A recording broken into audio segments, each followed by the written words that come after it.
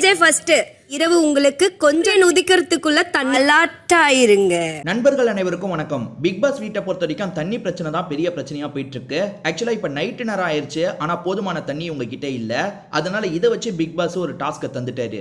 அது என்னன்னு பாத்தீங்கன்னா, விடியறதுக்குள்ள, அதாவது சூரியன் வரதுக்குள்ள தண்ணி வரும், அந்த தண்ணியை நீங்க கவனமா பிடிச்சுக்கோங்க, அது உங்க சாமர்த்தியம் அப்படின்ற மாதிரி சொல்லிட்டாரு.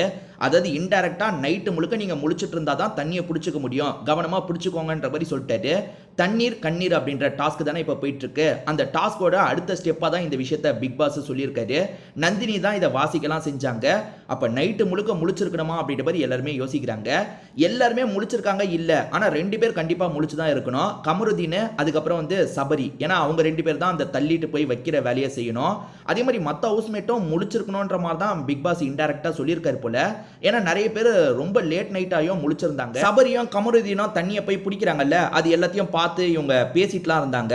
ஸோ அவங்களுமே ரொம்ப நேரம் முழிச்சிருக்காங்க போல. பிரவீன் காந்தி ஏற்கனவே டயர்ட் ஆயிட்டாரு, மத்தியான நேரம்லாம் தூங்க ஆரம்பிச்சிட்டாரு. அவர் எப்படி நைட்டு முழுக்க தூங்காம இருப்பாரு அப்படின்றதெல்லாம் தெரியல. ஏறக்குறைய இந்த டாஸ்க் முடிஞ்சிருக்கும். யார் தூங்குனாங்க யாரெல்லாம் தூங்கலன்றது தெரியல. அடுத்தடுத்த வீடியோல யாரெல்லாம் தூங்குனாங்க யார் தூங்கலன்றதை நான் சொல்றேன்.